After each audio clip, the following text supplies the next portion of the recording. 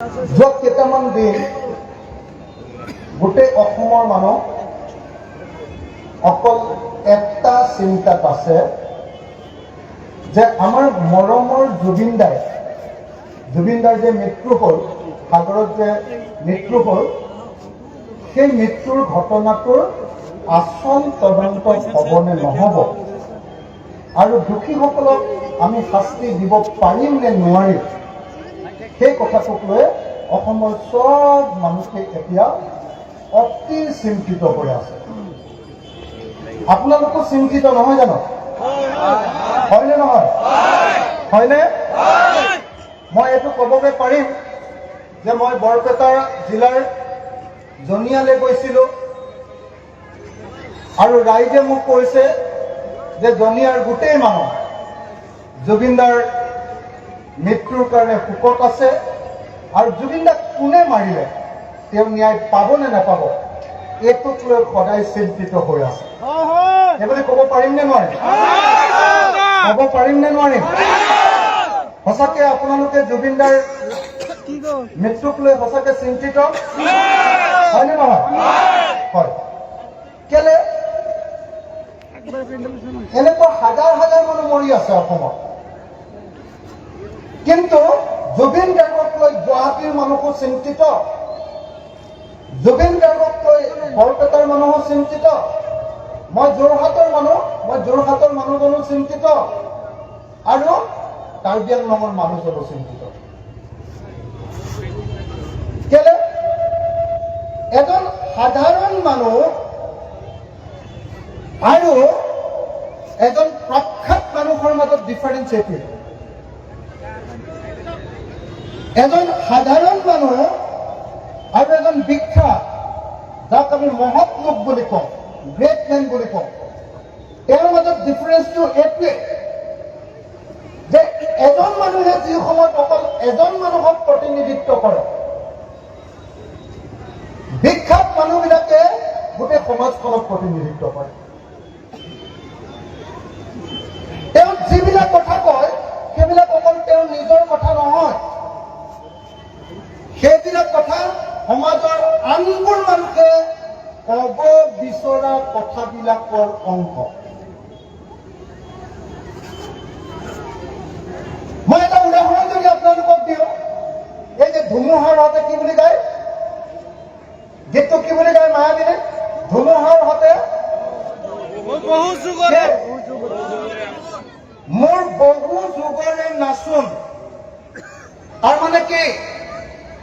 ধুমুহা মানে হ'ল মানুহৰ ঘৰ দুৱাৰ ভাঙি মানুহক দুখীয়া কৰি দিয়া এটা বস্তু। ধুমুহাৰ প্ৰতীক হ'ল ধ্বংসৰ প্ৰতীক। সেই ধ্বংস কৰা সেই কাৰবাৰটোৰ লগতো আমাৰ শ্ৰমজীৱী মানুহে, কাম কৰি খোৱা মানুহে, শ্ৰম কৰি খোৱা মানুহে ধুমুহাৰ লগতো নাচি বাগি যুঁজ কৰি ধুমুহাকো পৰিৱৰ্তন কৰি দিবলৈ চেষ্টা কৰে।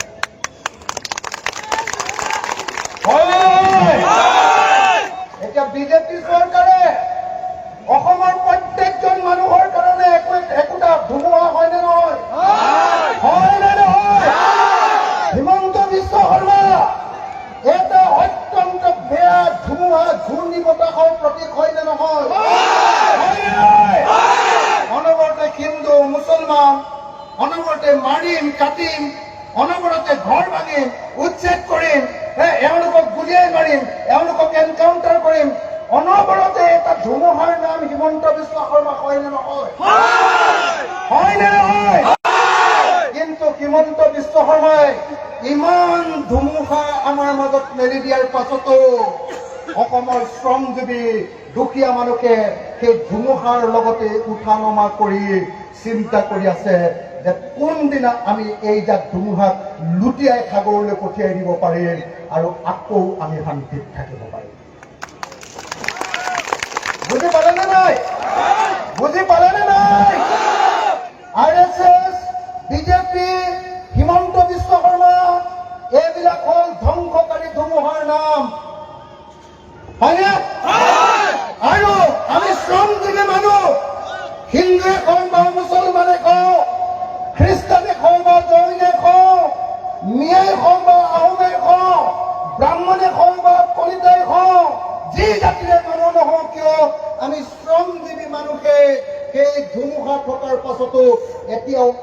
জীয়াই ৰাখিছো। ধুমুহাত আমাৰ চব খতম হৈ গৈছে। কেতিয়াবা ঘৰ ভাঙি দিছে, কেতিয়াবা ল'ৰাটোক চোৰ বুলি ধৰি ৰাতিয়ে পুলিচে গুলিয়াই মাৰি দিছে। কোনো শ্ৰমজীৱী মানুহে গুৱাহাটীলৈ গৈ ইয়াৰ পৰা জনিয়াৰ পৰা এজনো মানুহ গুৱাহাটীলৈ বাছখনতো শান্তিৰে যাবলৈ ভয় কৰে নে নকৰে? আমাৰ মূৰৰ ওপৰত এটা ধুমুহাৰ সৃষ্টি কৰিব খুজিছে আৰু হিমন্ত বিশ্ব শৰ্মাক বুঢ়া আঙুলি দেখুৱাই অসমৰ সকলো ৰাইজে কৈছে তোমাক আমি ধুমুহাৰ লগত উৰুৱাই পঠিয়াই দিম। 2026 তোমাক আমি ব্ৰহ্মপুত্ৰত দলিয়াই দিম। তোমাৰ নিচিনা ধুমুহাৰ লগত খেলিয়াই আমি ডাঙৰ হৈছো আৰু তোমাৰ নিচিনা ধুমুহা আমি বহুত জাক পাৰ কৰিছো। এই জাক ধুমুহাও আমি পাৰ কৰিব পাৰিম।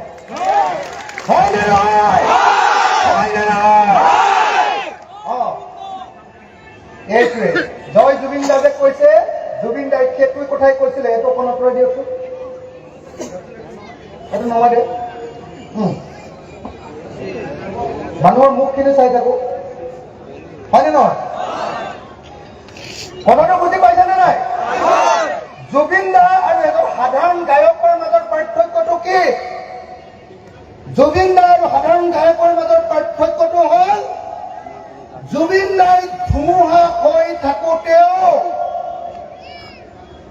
ধুমুহাৰ লগত যুঁজিবৰ কাৰণে আমাৰ মানুহক সাহস দিছে, হয়নে? আন্ধাৰৰ সৈতে কি বুলি কৈছে? কি বুলি কৈছে?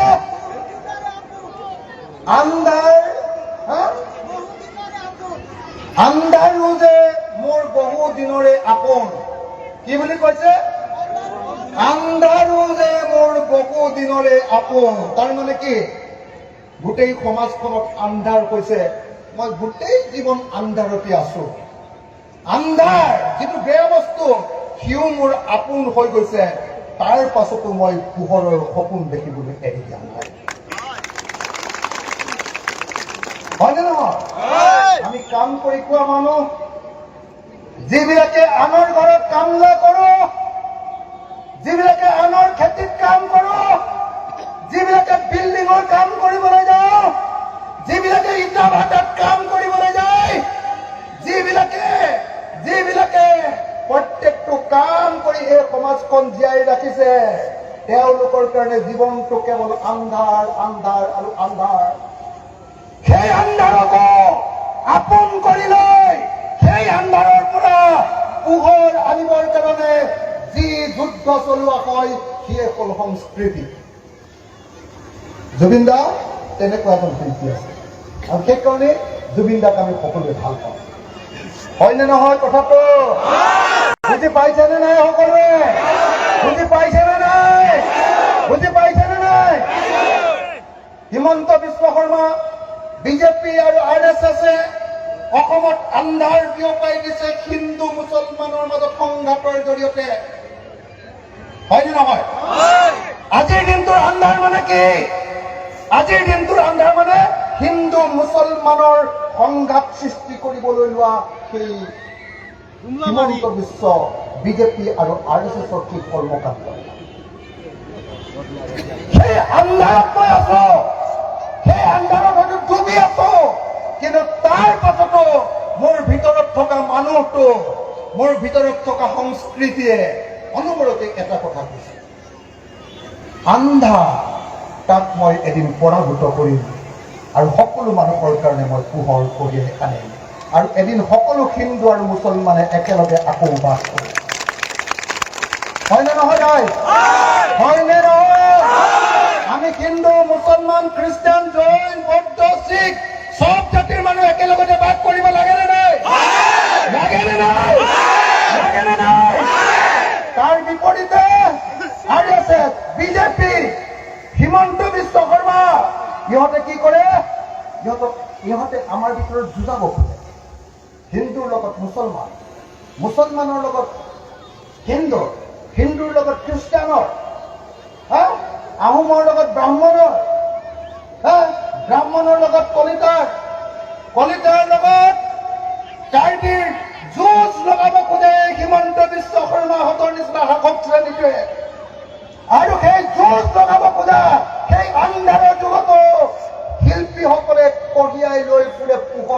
এটা বাৰ্তা আৰু জুবিন গাৰ্গ হৈ পৰিছে সেইকাৰণে হিমন্ত বিশ্ব শৰ্মাই সৃষ্টি কৰা এই অন্ধকাৰ অসমখনৰ এটা পোহৰৰ বাৰ্তা আৰু সেইকাৰণে আজি ধুনীয়া হাজাৰ হাজাৰ মানুহে জুবিন দাক আপোনালোকে মৰম কৰিবলৈ আহিছে জুবিন দাক শ্ৰদ্ধা কৰিবলৈ